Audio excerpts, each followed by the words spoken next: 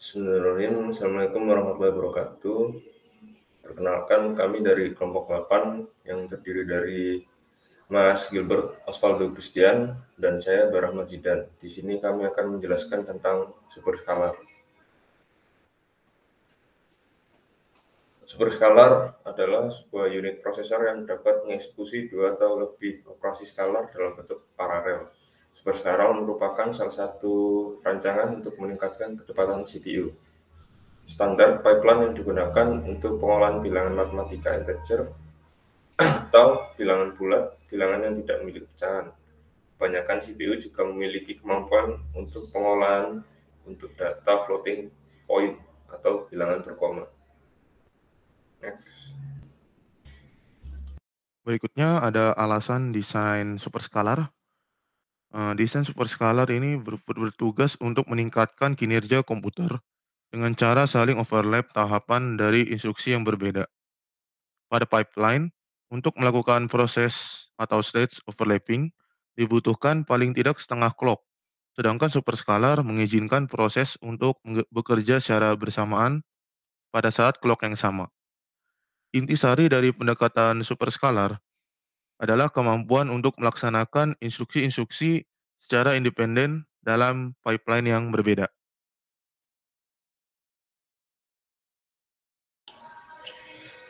Ini merupakan skalar dan superskalar organisasi,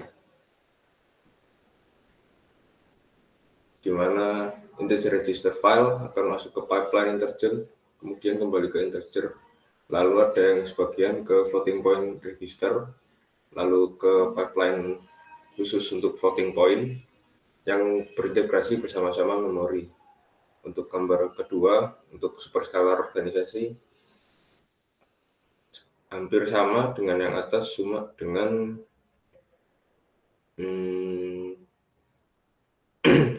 keadaan yang berbeda. Next. Untuk contoh dari CPU yang menerapkan superskalar ada 486, Pentium, Pentium Pro, keluarga Intel Pentium, Intel Itanium, Intel Xeon, Intel Pentium 4, Intel Pentium M, Intel Core dari Intel Corporation, lalu keluarga AMD K5, AMD K6, AMD Athlon, AMD Athlon 64, dan AMD Opteron. Kemudian ada super pipeline yang merupakan pendekatan alternatif untuk memperoleh kinerja yang lebih baik. Super pipeline ini memanfaatkan fakta bahwa banyak tahapan pipeline memerlukan waktu kurang dari setengah siklus clock. Internal kecepatan clock yang dilipat gandakan akan dapat menjalankan 2 tugas per eksternal siklus clock. Karena prosesor superskalar mengizinkan pengambilan instruksi secara paralel, maka pendekatan super pipeline masih lebih lambat dari superskalar. Berikutnya ada perbandingan dari superskalar dan super pipeline. Di sini bisa dilihat untuk yang base machine-nya, jika ada 4 proses, maka akan dijalankan satu dulu, lalu dilanjutkan ke satu berikutnya. Tetapi jika di super pipeline, bisa dilihat di sini setengah dari siklus itu berjalan, sehingga menghasilkan waktu yang lebih cepat. Sedangkan superskalar, di sini terlihat bisa dua siklus bersamaan berjalan, sehingga menghasilkan waktu proses yang lebih cepat. Jika dilihat di sini base machine menghasilkan 9, misalnya menghasilkan 9 detik, super pipeline menghasilkan 6,5, dan superskalar menghasilkan 6 detik. Keterbatasan superskalar yaitu kemampuan tergantung dari tingkat keparalelan instruksi. Yang kedua, kemampuan juga tergantung pada kombinasi optimasi pada basis compiler dan teknik perangkat kerasnya.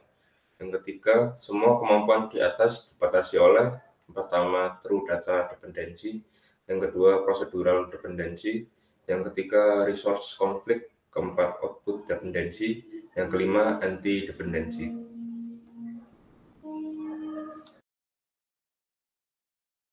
Yang pertama tadi kita akan membahas true data dependency. Di sini ada contoh instruksi add R1 R2 dalam kurung R1 titik 2 sama dengan R1 plus R2. Lalu instruksi berikutnya ada move R3 R1 dalam kurung R3 titik 2 sama dengan R1. Instruksi di atas menggambarkan instruksi kedua dapat diambil dan dikodekan, tetapi tidak dapat dieksekusi sampai instruksi pertama selesai dieksekusi.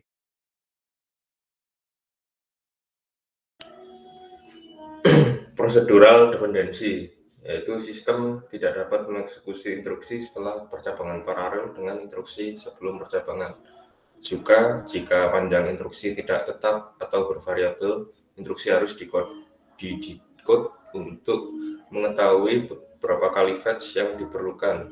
Hal ini akan mencegah terjadinya fetch pipeline secara simultan. Prosedural dependency ini juga merupakan suatu alasan mengapa teknik superscalar ini lebih diterapkan pada RISC. Berikutnya ada resource conflict.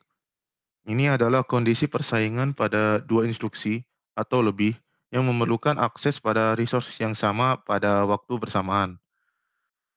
Contoh contoh konfliknya yaitu terdapat pada dua instruksi aritmatika. Lalu dapat diatasi dengan menduplikasi resource. Contohnya memiliki dua unit aritmatika, di mana unit fungsionalnya di-pipeline-kan.